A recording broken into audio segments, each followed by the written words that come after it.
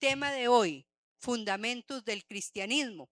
Y le voy a pedir al sonidista que nos ponga el salmo que le di, que era creo 11:3, que habla de los fundamentos, 11:3.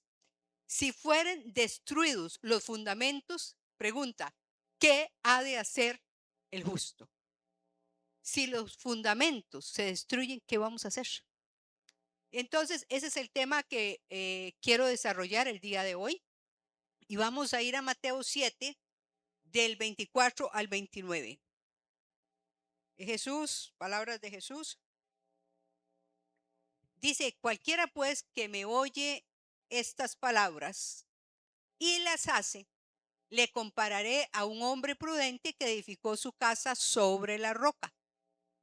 Descendió lluvia y vinieron ríos y soplaron vientos y golpearon contra aquella casa y no cayó porque estaba fundada sobre la roca. Pero cualquiera que me oye estas palabras y no las hace, le compararé a un hombre insensato que edificó su casa sobre la arena. Y descendió lluvia y vinieron ríos y soplaron vientos y dieron con ímpetu contra aquella casa y cayó y fue grande su ruina. Cuando terminó Jesús estas palabras, la gente se admiraba de su doctrina, porque les enseñaba como quien tiene autoridad y no como los escribas. Tal vez le pido a alguna diaconisa que si me regala un poquito de agua. Hermanos, esta parábola se refiere a dos hombres que construyeron sus casas, uno sobre la roca y el otro sobre la arena. La tormenta vino sobre las dos casas, porque las dificultades, cuando hablamos tormentas, las dificultades de la vida son comunes a hombres buenos y a hombres malos. Entonces la tormenta vino sobre las dos casas, sobre la que edificó sobre la roca y el que edificó sobre la arena. La que fue construida sobre la roca, obviamente que permaneció, y la otra cayó con gran ruina. Jesús dijo que los que oyen su palabra, escúcheme bien, los que oyen su palabra y las obedecen, porque es oír y obedecer, son como un hombre sabio, como un hombre prudente que construyó su casa sobre la roca. Ahora, ustedes saben que la roca de los siglos, ¿qué simboliza? Simboliza a Jesucristo. La roca es Jesucristo. Muchas gracias. Hay muchas personas que están construyendo sus casas, sus vidas, sus matrimonios sobre fundamentos inadecuados. Constantemente usted y yo oímos hablar de tormentas, de vientos huracanados, de ondas tropicales, de huracanes, de terremotos que derriban estructuras, grandes edificios y también de casas que son derribadas por los vientos, dejando una secuela de muertos. Pero muchas veces cuando se analiza por qué cayeron esas casas, era que los fundamentos eran normalmente escasos o inadecuados. Jesús estaba advirtiendo a los que le oían que la vida tiene tormentas, la vida tiene dificultades y que esas dificultades son comunes a hombres buenos y a hombres malos y que los fundamentos son necesarios para la supervivencia. Tener un buen fundamento. Cuenta la historia que en una ocasión una persona le preguntó a un hombre viejo que construía barcos y le preguntó, ¿este barco está construido para la calma o para la tormenta? Y el hombre le respondió, yo hago todos mis barcos para la tormenta. Entonces también la vida debe construirse para la tormenta, para las dificultades de la vida. Dios quiere no solo que usted y yo sobrevivamos a la tormenta, sino que en la tormenta, en los problemas de la vida, usted y yo crezcamos en medio de las pruebas. Crecimiento, no solo que sobrevivamos, sino que pasemos a otro nivel en medio de las pruebas. Y yo hoy quiero hablarle de 4 palabras, de 4 pilares, de 4 fundamentos teológicos que pueden sostenernos a través de todas las estaciones de la vida. Y en la vida hay verano, hay primavera, verano, otoño e invierno. Y si usted maneja bien estos fundamentos teológicos o pilares, usted se va a sostener a través de todas las estaciones de la vida. Y estas 4 palabras son el pacto. Tenemos un nuevo pacto con Cristo. Segundo, el reino. Tercer pilar, la iglesia. Y cuarto, la fe. Si los fundamentos fueren quitados, ¿a dónde estamos los justos? Entonces, primero, el pacto. La palabra pacto viene de una palabra hebrea que es berit, que significa alianza, que significa pacto. Y el pacto es un acuerdo de voluntades. Hoy vamos a decir, vamos a hacer un pacto, es decir, un acuerdo de voluntades de 2 o más personas, porque puede ser bilateral o multilateral, donde esas personas convienen en asumir determinadas obligaciones y también derechos y se comprometen a cumplir lo estipulado. Dios hizo un nuevo pacto, una nueva alianza con nosotros, con usted, conmigo, a través de su Hijo Jesucristo. Él hizo un nuevo pacto. Y un pacto es un lazo de sangre con Dios y su pueblo que lo hace uno con Dios y uno entre sí.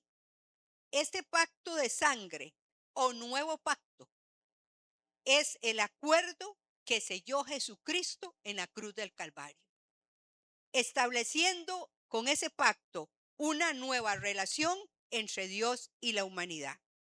Y yo quiero que vayamos a ese, hay que buscarlo, porque yo no lo di, Primera de Pedro 1, 18, 19, para que entendamos ese pacto que Dios hizo a través de Jesucristo con nosotros. Sabiendo que fuisteis rescatados de vuestra vano significa inútil, manera de vivir, la cual recibisteis de vuestros padres, no con cosas corruptibles como oro o plata, sino con la sangre preciosa de Cristo, como de un cordero sin mancha y sin contaminación. O sea, el precio que Jesús pagó fue en su propia sangre. Y Dios hace el nuevo pacto para asegurarnos, para sustentarnos con la finalidad de que cumplamos su propósito. Y nosotros somos asegurados, somos alimentados y sostenidos por su fidelidad a su palabra. Hermanos, la palabra de Dios es el medio por el cual Dios se da a conocer. Dios se revela a su pueblo, ¿cómo? A través de su palabra. Y a través de su palabra vamos a saber cómo es Él, cuáles son sus atributos, sus características. Y Dios se comunica su voluntad a través de su palabra. Por eso conocer la palabra de Dios ayuda a conocer a Dios mismo. Ay, pero ¿cómo hago para conocer a Dios? Estudia la palabra y vas a conocer a Dios mismo. Entonces, su palabra, la palabra de Dios, cuando usted la recibe en su corazón, es una extensión de su naturaleza y de su voluntad en nuestras vidas. La palabra de Dios tiene la misma naturaleza del Padre, del Hijo y del Espíritu Santo. Es eterna, es sobrenatural, es inmutable. La palabra de Dios es tan digna y divina y fidedigna como Dios mismo. Y vamos a ir a Isaías 55, 11. Dice así Isaías 55, 11. Así será mi palabra que sale de mi boca. No volverá a mí vacía, sino que hará lo que yo quiero y será prosperada en aquello para que la envíe. Entonces, así será mi palabra, dice el profeta. Es Jehová el que está diciendo ahí, a través del profeta Isaías, que sale de mi boca. No volverá a mí vacía.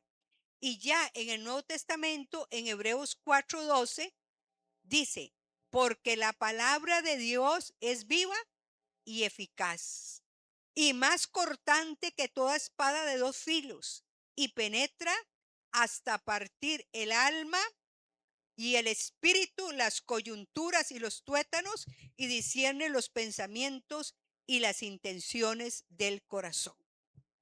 Nosotros debemos oír, pero no solo oír, no seamos oidores olvidadizos, sino obedecer la palabra. Entonces, si usted es un creyente, debe oír y obedecer la palabra y edificar sobre esa palabra para poder prevalecer y prosperar en todas las etapas de nuestra vida.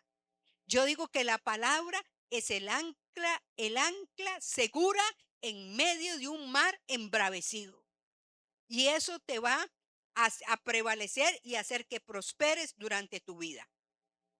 Cada palabra que sale de la boca de Dios es una palabra de pacto. Es una palabra, ¿por qué? Porque Dios no cambia, Dios no miente. Y Él garantiza en la sangre de Jesucristo que nunca nos dejará ni nos desamparará. La palabra de Dios es nuestra constitución. Escuchen lo que estoy diciendo. ¿Y qué es la constitución? Es la ley fundamental y suprema. Le llaman la Carta Magna. Todo país tiene una constitución. Una constitución es la norma fundamental para regir jurídicamente al país y en el cual se ponen límites y define las relaciones entre los diferentes poderes. Y es la constitución por la que uno vive. En palabras más sencillas, la constitución es el documento que contiene las leyes básicas del funcionamiento de un país. Eso es la constitución política. El documento, y en ese documento están las leyes básicas de cómo debe funcionar, en ese caso nuestro país, y así como los derechos fundamentales de quienes viven en ese país. Y por eso estoy diciendo que para un creyente la palabra de Dios es la constitución. Es la norma fundamental donde el Señor nos explica cómo debemos vivir, cuáles son nuestros derechos y cuáles son nuestras obligaciones. El pacto de Cristo y su amor inmutable, es decir, que no cambia, forman el fundamento de nuestras vidas y nuestra columna de fuerza en todas las etapas de nuestra vida. Ese pacto de Dios con Cristo o a través de Cristo es nuestra constitución y la base de nuestra vida eterna. Entonces, para un creyente, la palabra de Dios es nuestra constitución, es el documento que nos dice cuáles son nuestros derechos, nuestras obligaciones y nuestros límites. Ahora, veamos lo que dice San Juan 3:16 y 16 y luego brincamos al 18. Porque de tal manera amó Dios al mundo. O sea, el Padre Eterno ama tanto al mundo que ha dado a su Hijo unigénito. ¿Cómo se llama ese? Jesucristo. Para que todo aquel que en Él cree no se pierda, mas tenga vida eterna. Y ya en el 18 de San Juan 3:18 dice, el que en Él cree, o sea, en Jesús, no es condenado. Pero el que no cree ya ha sido condenado porque no ha creído en el nombre del unigénito Hijo de Dios. Y ahora vamos a ir para rematar a 1 de Juan 5, 11 y 12. 1 de Juan 5, 11 y 12.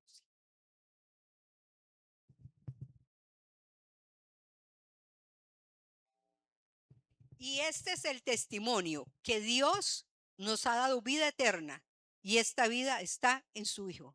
¿A dónde está la vida eterna? En Jesucristo. Y el 11, más bien era 11 y 12. El que tiene, sí, y este es el testimonio. Y ahora el 12, el que tiene al Hijo, tiene la vida. El que no tiene al Hijo de Dios, no tiene la vida. Es decir, que hay muchos muertos vivos, porque se necesita tener a Cristo en el corazón, porque Él es el único camino para llegar al Padre. ¿Y a dónde está eso? Aquí, esta es nuestra constitución. Esta es la norma fundamental, la norma, la carta magna, el documento que nos dice cuáles son nuestros derechos y nuestras obligaciones. Y en el nuevo pacto es un pacto sellado con la sangre de Jesucristo. Y nos dice, si usted quiere llegar al Padre, el único camino se llama Jesucristo. Y Él te ofreció la vida eterna. Pero hay que creer en Él y recibirle. Ahora, el otro concepto, fundamento, el reino. Y quiero decir que un fundamento es un cimiento. Cuando usted pone el fundamento, usted pone los cimientos, las bases. Entonces, el reino, las constituciones políticas, para que usted me entienda, son administradas por los gobiernos, ¿no es cierto? Y a la vez, el gobierno está limitado por la Constitución. Entonces, las constituciones son gobernadas o administradas por los gobiernos, pero a la vez el gobierno está limitado por la misma constitución, que le dice qué puede hacer, qué no puede hacer, no se puede traspasar de estos poderes, extralimitarse, y por su compromiso de administrar o poner por obra esa constitución. Y así es con Dios. Su Hijo, Jesús, es el Rey de Reyes, es el Señor de señores, y Él administra y realiza su palabra, la palabra del nuevo pacto, de un nuevo pacto, de una nueva alianza a través de su propia sangre. A lo largo del Antiguo Testamento, Dios prometió un rey libertador. Desde la caída de Adán, el primer Adán y el segundo Adán, que se llama Jesucristo. Y aún desde Génesis 3:15 ya estaba una promesa, la primera promesa de que iba a haber un libertador. Y pondré enemistad entre tú y la serpiente. Ella te herirá, él te herirá en la cabeza y ella en el calcañar o talón. Entonces, siempre Dios Padre prometió un libertador que cumpliría su palabra para nosotros. Jesús vino como el Padre lo había prometido y selló ese pacto ¿con qué? Con la sangre. Jesús murió, el precio que pagó Jesús fue su propia sangre, su propia vida por nosotros. Jesús es el Cordero de Dios, el Cordero y el León, porque ahora es el León de la tribu de Judá, y tomó nuestro lugar en el juicio. Eso vino a ser Jesús. Y no solo eso, murió, resucitó y está sentado a la diestra del Padre. Jesús era el cumplimiento de Isaías 9, versos 6 y 7. Freddy, tal vez si me regalan un Kleenex que ahí dentro de la cartera está. Isaías 9, versos 6 y 7. Gracias.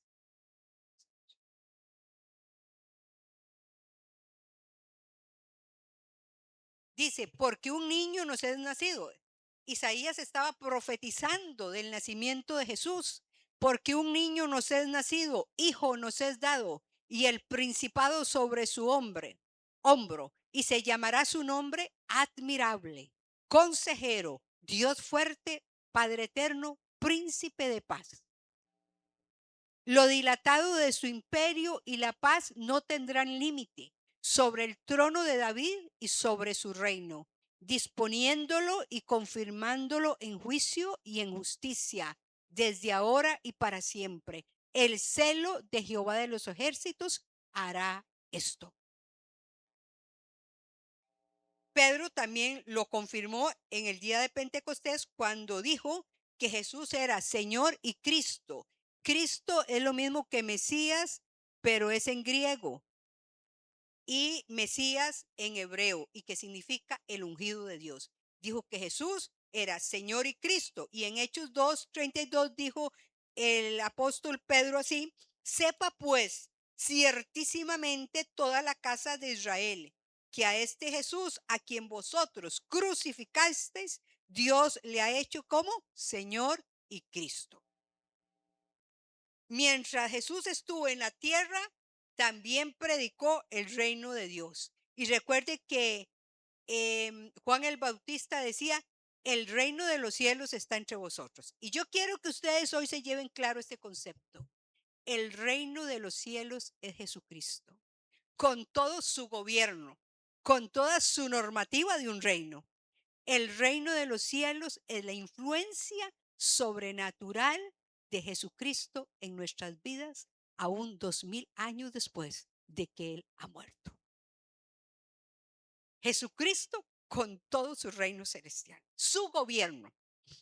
Y entonces en Mateo 4:17, porque a veces no entendemos conceptos y por eso no hay esa claridad en la mente y en el corazón.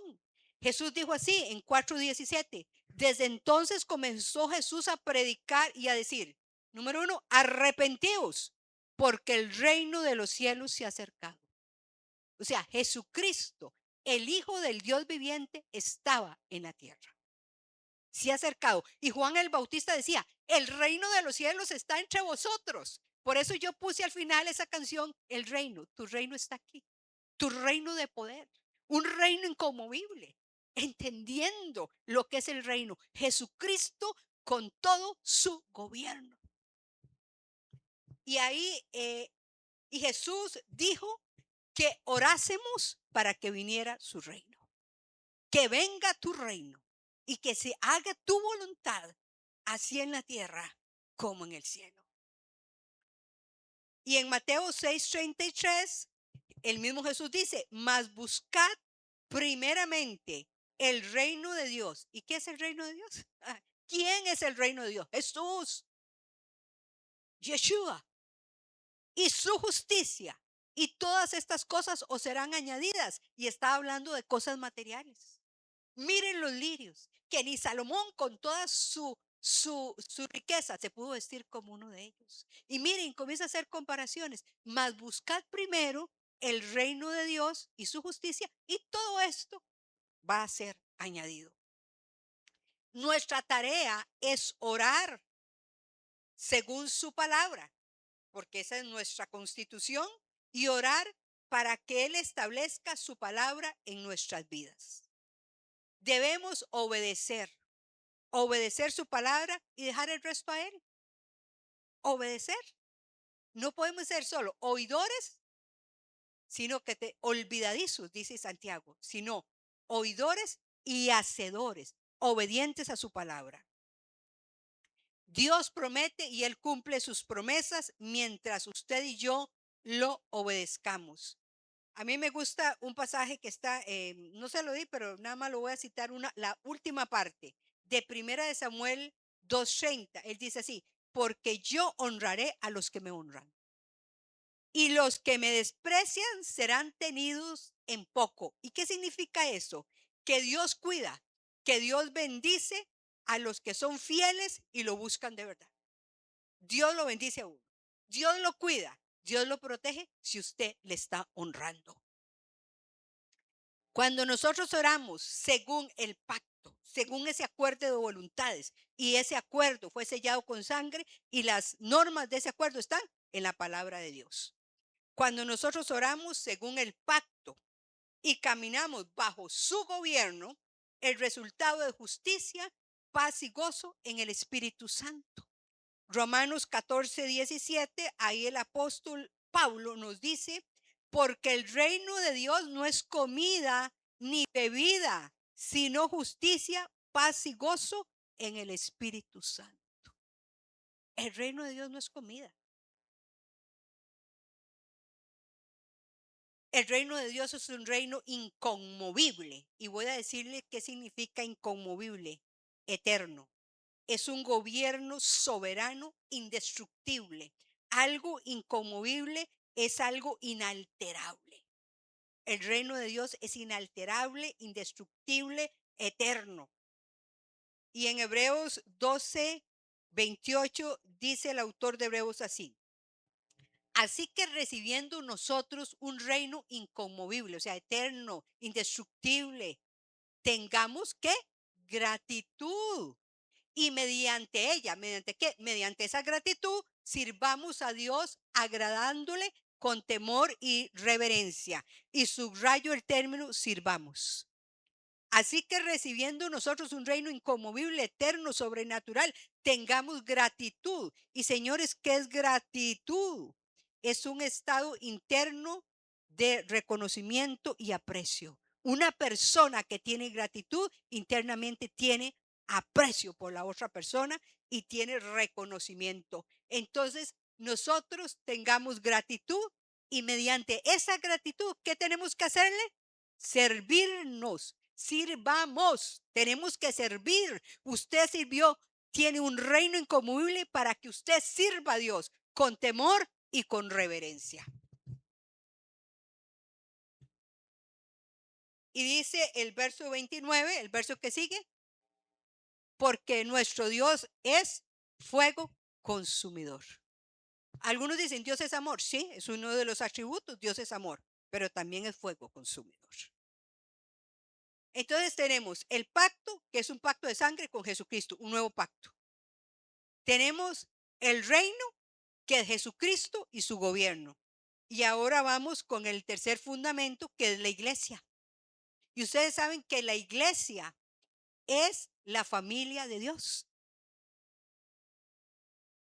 En Mateo 5:14, Jesús le dijo a sus discípulos, vosotros sois la luz del mundo. Una ciudad asentada sobre un monte no se puede esconder. Nosotros somos, Jesús es la luz. También dijo que Jesús es la luz del mundo, pero él dijo vosotros, porque nosotros lo que hacemos es reflejar la luz de Cristo.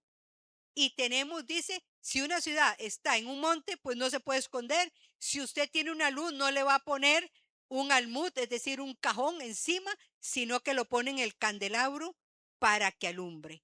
Usted y yo somos luz para que sirvamos y para que alumbremos a nuestro prójimo, reflejando ese reino inconmovible. Entonces,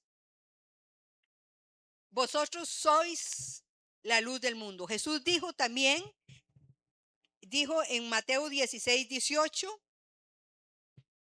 Mateo 16:18, dijo, yo edificaré mi iglesia, le está diciendo, y yo también te digo, le está diciendo a Pedro, que tú eres Pedro, y sobre esta roca edificaré mi iglesia, y las puertas del Hades no prevalecerán contra ella. Hades es igual que infierno, inframundo. Y la roca no es Pedro, la roca es Cristo. Entonces, y tan es así que en la primera de Pedro él dice, acercaos a él, piedra viva, a Jesús.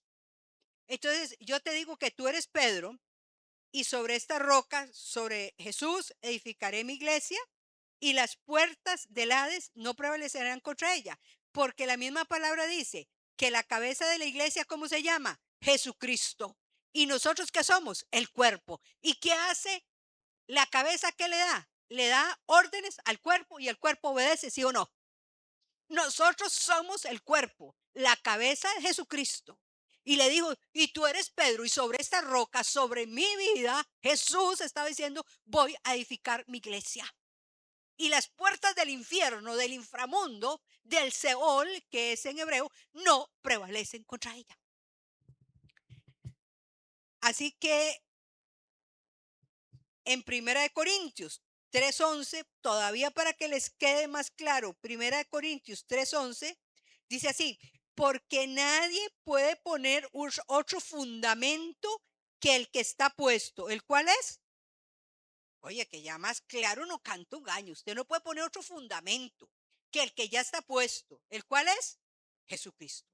Él es la roca sobre el cual va a edificar la iglesia. Así que Pedro lo entendió bien porque en primera de Pedro él dice acercándose a él. Usted dice que acercándose a Pedro. A mí, no dijo a mí, sino a él, piedra viva. La iglesia se edifica sobre la roca que es Cristo Jesús y debe revelar y manifestar la vida de Cristo. Nosotros como iglesia debemos manifestar la vida de Cristo. Ser luz que ilumina en un mundo lleno de oscuridad. Y para todavía ratificar eso, en Colosenses 1:18, el apóstol Pablo dice que Cristo y él, o sea, Cristo es la cabeza del cuerpo, que es la iglesia. Él, que es el principio, el primogénito de entre los muertos, porque resucitó, para que en todo tenga la ¿qué? La preeminencia, el primer lugar. Y vamos a ver lo que dice Pablo a Timoteo, primera de Timoteo 3:15, de lo que es la iglesia. Y pónganle atención a ese versículo. Para que si tardo sepas, le está diciendo a Timoteo, cómo debes conducirte en la casa de Dios, que es la iglesia del Dios viviente, columna y baluarte de la verdad. Y para que ustedes sepan, un baluarte es una defensa, es un amparo, es una protección. La iglesia es columna, protección, amparo de la verdad. Y ustedes me preguntarán, oye, pero ¿qué es la verdad? La verdad es Cristo y la suma de su palabra. Y la iglesia debe proteger esa verdad y exponer con claridad esa verdad. La iglesia fundada en Cristo levanta a Cristo, la luz de la verdad al mundo. La iglesia está constituida por aquellos que nos hemos arrepentido, que hemos aceptado a Cristo en nuestro corazón y que nos reunimos periódicamente en un lugar determinado territorialmente con una finalidad o dos finalidades.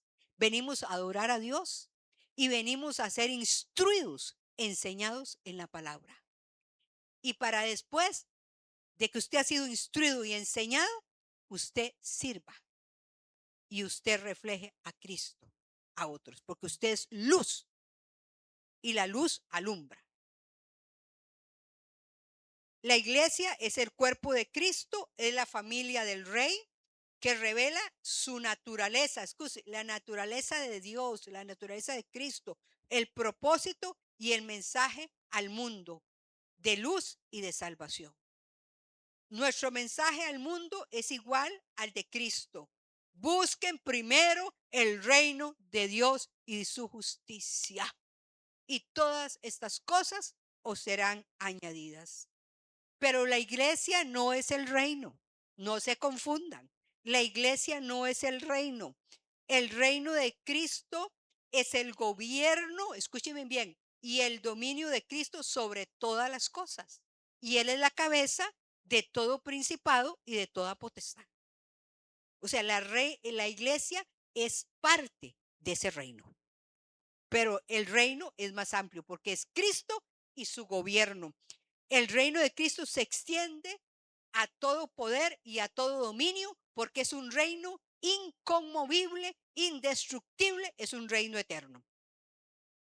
Pero la iglesia, que no es una estructura, es usted y yo, los que hemos sido comprados a precio de sangre y que estamos bajo un pacto.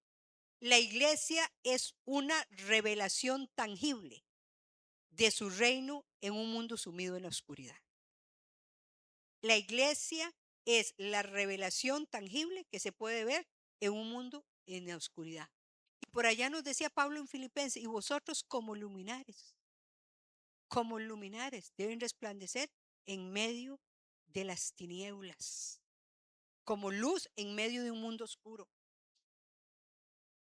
Y por eso en Primera de Pedro 2:9 nos dice con claridad el apóstol Pedro, mas vosotros, usted que está en Cristo, que somos iglesia, sois linaje escogido, real sacerdocio, nación santa, pueblo adquirido por Dios, para que anunciéis las virtudes de aquel que os llamó de las tinieblas a su luz admirable. Y dejémoslo ahí. Usted y yo ahora somos un linaje escogido, un pueblo de sacerdotes, una nación santa. ¿Para qué todo eso? Para que usted y yo anunciemos las virtudes, los atributos, las características de Jesucristo que nos llamó de las tinieblas a la luz admirable. La luz no se pone debajo de un cajón, de un almud. La luz se pone en el candelero para que alumbre. Y nosotros debemos reflejar la luz de Cristo para, dice, anunciar esas virtudes.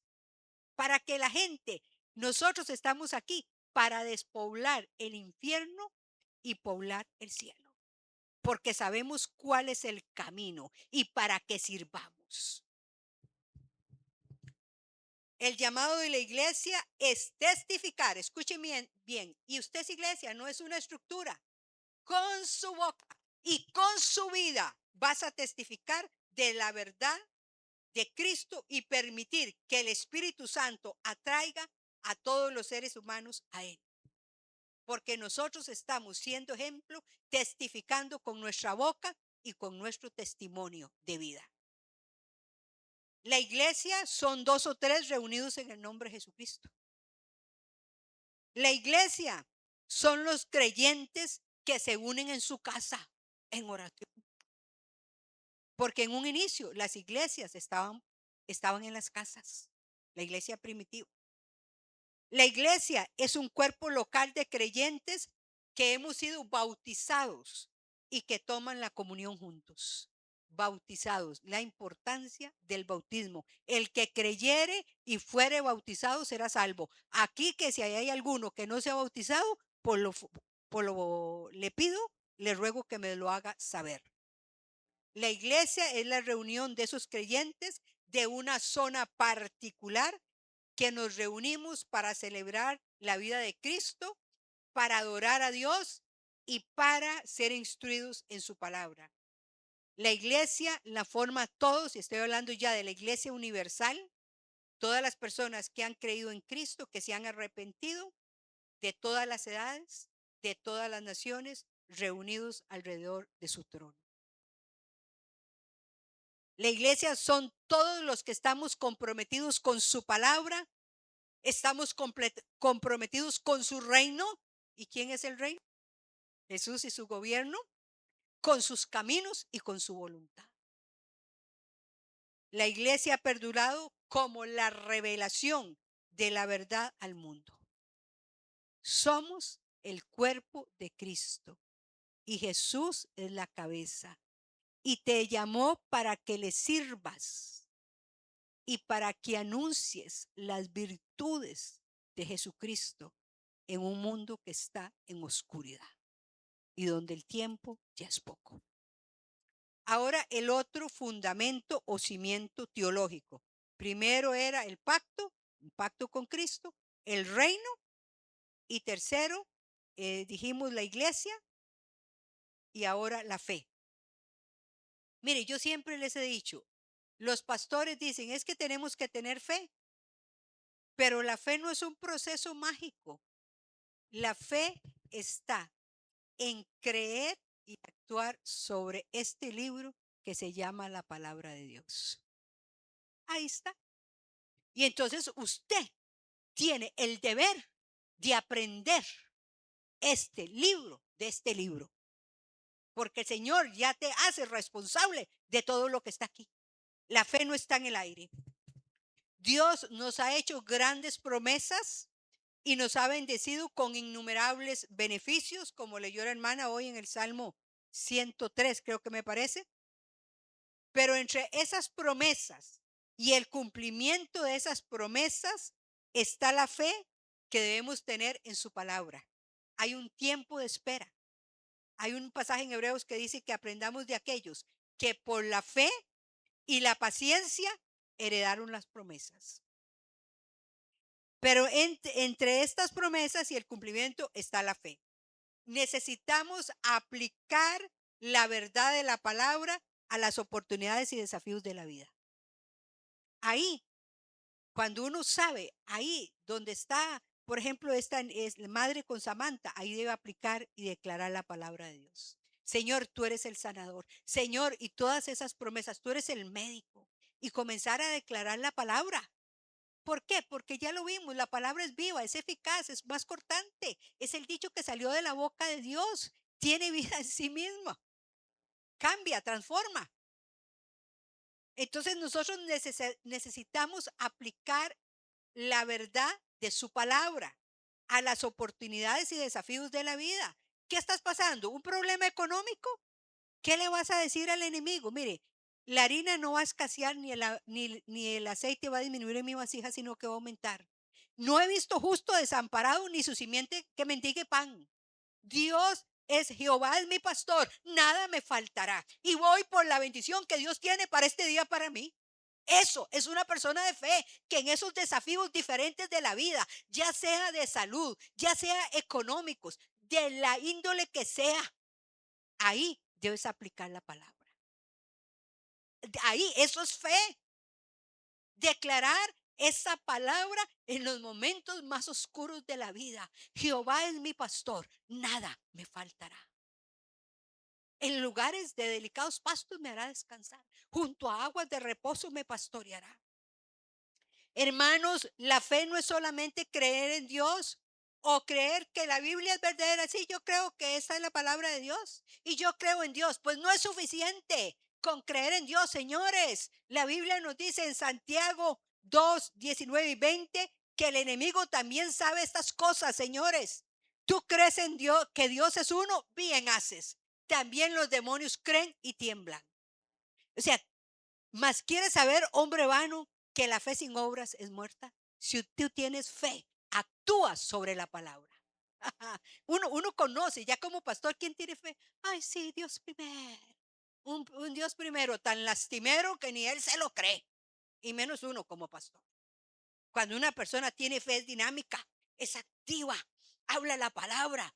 Aun cuando esté en momentos difíciles, es una persona de oración, una persona de ayuno. Eso es fe. Porque la fe va creciendo conforme uno va ganando batallas de oración. La fe no está en pertenecer a una iglesia. Puede ser que usted vaya a una iglesia y no tenga ni una pizca de fe. Escúcheme, no está para que usted vaya a una iglesia. Ay, sí, yo tengo fe. No, es que la fe se desarrolla cuando usted le cree esta palabra y la estudia diariamente y quiere ser instruido en esa palabra. La fe no se da por tener alguna doctrina.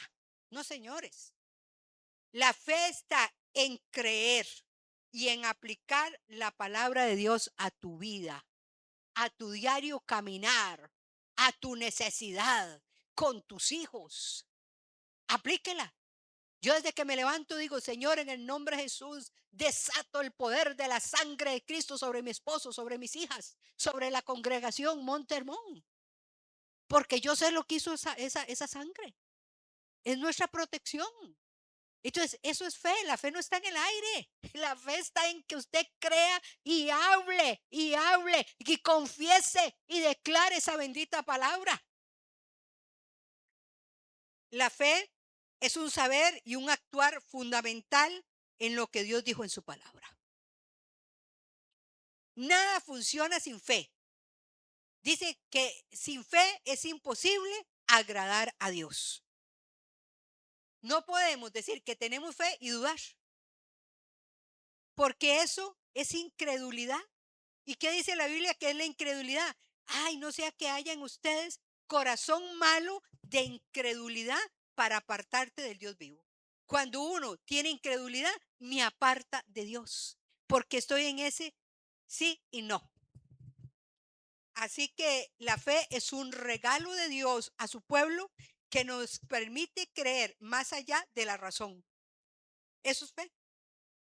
Creer, por eso dice que Dios puso, ahí dice en Eclesiastés, eternidad en el hombre. Si Dios que hubiera querido que usted y yo solo actuáramos en lo natural, no nos da eternidad, no nos da la fe para poder trascender la razón. Dios te puso la razón para que tú actúes en el mundo natural. Pero si tú quieres sobrepasar lo sobrenatural, vas a tener que moverte en la palabra de Dios. Definitivamente. Y la fe viene cuando oímos, pero no basta con oír, sino creer y actuar sobre la palabra. Oír, creer y actuar sobre la palabra de Dios. La palabra de Dios viva, activa y poderosa. Otra vez Hebreos 4:12, por si no les quedó clarito. Porque la palabra de Dios es viva y eficaz y más cortante que toda espada de dos filos y penetra hasta partir el alma y el espíritu, las coyunturas y los tuétanos y discierne los pensamientos y las intenciones del corazón. La palabra de Dios penetra la mente y va directo al corazón. ¿Cómo se transforma el creyente? ¿Cómo pasamos de ser, como decía un pastor, de burro a oveja? ¿Saben cómo? A través de la palabra de Dios y a través de un discipulado intensivo. Usted pasa, hay una transformación en la vida nuestra. La palabra de Dios activa nuestros cuerpos y nos mueve adelante en la voluntad de Dios para nuestras vidas. La fe es aquello sobre lo que edificamos y declaramos. Lo que nosotros, la fe se basa en lo que usted edifica y lo que usted declara. ¿Qué dice la palabra? Porque con el corazón se cree, pero con la boca se confiesa para salvación. La fe basada en la palabra de Dios permanecerá, porque ese es el fundamento. Ese es el cimiento, la base de la construcción. La fe basada en la palabra de Dios va a permanecer, es un fundamento seguro. Sin fe estamos en arenas movedizas y eso es muy peligroso. Edificar sobre otras filosofías, psicologías y metodologías a menudo producen un resultado bonito hasta que venga la tormenta. Y yo uso esos versículos que usé al principio de la casa. Así son los matrimonios. Los matrimonios, si no tienen un buen fundamento que se llama Cristo, por un tiempo las paredes y la casa se va a ver muy bonita, pero cuando vienen las dificultades de la vida, colapsa, no aguanta, porque no tiene los fundamentos, porque fundaron sobre la arena y no sobre la roca. Y viene la tormenta y viene el movimiento sísmico y se cayó la casa. Estos 4 pilares: pacto, reino, iglesia y fe. Yo no le aconsejo a nadie que tenga un taburete, y cuando hablo de un taburete estoy hablando de un banco. Para el que no sepa, taburete es un banquito, ¿verdad? Que tenga con una sola pata o inclusive con 3 patas. Necesitamos 4 patas. Pacto, reino, iglesia y fe. Un fundamento así nos servirá en tiempos difíciles y nos prosperará en todo momento. Y quiero terminar con el mismo versículo del Salmo 11:3. Nada más mediten eso,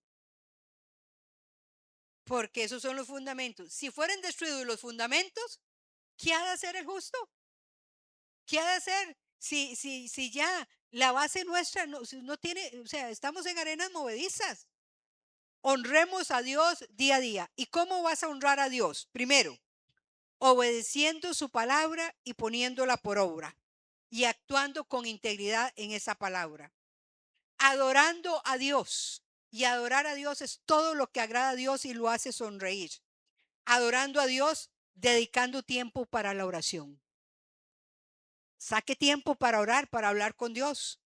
Y el agradecimiento genuino día a día. Desde que te levantas, amaneces con vida y tienes salud, da gracias. Porque te dejó vivir. Porque el que tiene las llaves del Seol y la muerte se llama Jesucristo. Y si estás aquí, es porque Dios le ha placido que estés en el reino de los vivientes. Y hay un pasaje un poco fuerte en Proverbios que dice: es mejor perro vivo que león muerto. Y entonces, obedeciendo a la palabra, adorándolo, y adorándolo implica que saque tiempo para orar y para tener un espíritu de gratitud a Dios.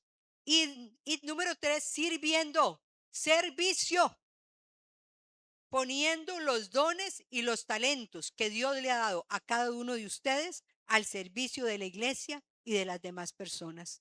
Hay que hacer el bien a todos, pero muy especialmente a los de la familia de la fe.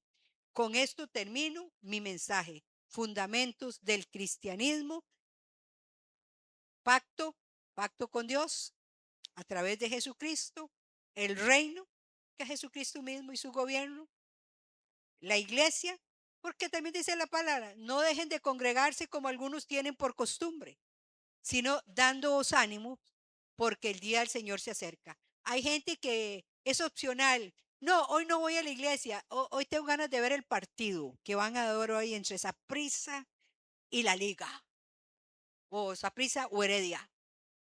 No, es que yo hoy no voy a ir porque mira, está como lloviendo, está como muy nublado. No, cuando uno tiene fe, uno se mueve. Hay una actitud de movimiento, de buscar la presencia de Dios. Vamos a orar. Padre Celestial, gracias te damos en esta mañana por tu amor y por tu misericordia, porque hasta aquí nos has ayudado. Hoy queremos hacer un pacto contigo, Jesucristo, porque sabemos que tú eres el único camino para llegar al Padre, que en ningún otro hay salvación. Así que yo hoy hago un pacto, diga Señor Jesús, yo hago un pacto contigo, un pacto de seguirte, un pacto de permanecer en tus caminos, un pacto de poner mis dones y talentos al servicio tuyo. Y todo, no solo mis dones, mis talentos, lo que tengo materialmente y lo que tengo emocional, espiritualmente, intelectualmente, a tu servicio. Y este nuevo pacto en Jesucristo, en la sangre de Cristo, anula cualquier otro pacto que hayamos hecho directa o indirectamente con el enemigo. Pactos ancestrales que traemos a través de la idolatría, a través de organizaciones impías, a través de demonios. Hoy anulamos ese pacto porque somos acreedores de un mejor pacto en Cristo Jesús. Y te damos gracias, Señor, por Jesucristo, que el reino de los cielos está en nuestros corazones a través de su Santo Espíritu. El reino de los cielos está entre vosotros. El reino de los cielos se ha acercado y ese se llama Jesucristo, que es el camino para llegar al Padre. Y gracias por la iglesia a la que pertenecemos. Hoy, diga, yo quiero hacer un pacto con ese lugar, con cada uno de mis hermanos, un pacto con Cristo, porque la iglesia es la reunión, la asamblea de aquellos que hemos sido perdonados, que nos hemos arrepentido, que hemos creído en Jesucristo y que venimos para adorar a Dios y para ser instruidos en la palabra, para ir a servir a otras personas. Y gracias por la fe que se basa en la palabra de Dios, que es nuestra constitución, nuestra carta magna, que nos pone límites, que nos dice cuáles son nuestros privilegios y nuestras responsabilidades. Ayúdanos, Señor, a ser mejor cada día. Y Padre, aprovecho para orar por los enfermos y debilitados de la iglesia. Y reprendemos en el nombre de Jesucristo todo espíritu de enfermedad, de dolores y dolencias. Y declaramos en el nombre de Jesucristo que por las llagas de Él somos sanos, que Él es el Dios Rafa, el médico, y estamos bajo tus alas. Ahí estamos seguros. Padre, oramos también para que cada hermano, Señor, que hoy haya venido o los que no han venido, cuando escuchen esta enseñanza, Señor, hagan pacto de reunirse, hagan pacto de servirte, hagan pacto de dar testimonio con su vida y con su boca de que Jesucristo ha hecho una transformación en nuestras vidas para anunciar las virtudes de Jesucristo, que nos trasladó de las tinieblas a la luz admirable. Padre, gracias, gracias. Comience usted ahí a orar solito, nada más escuche y comience a orar.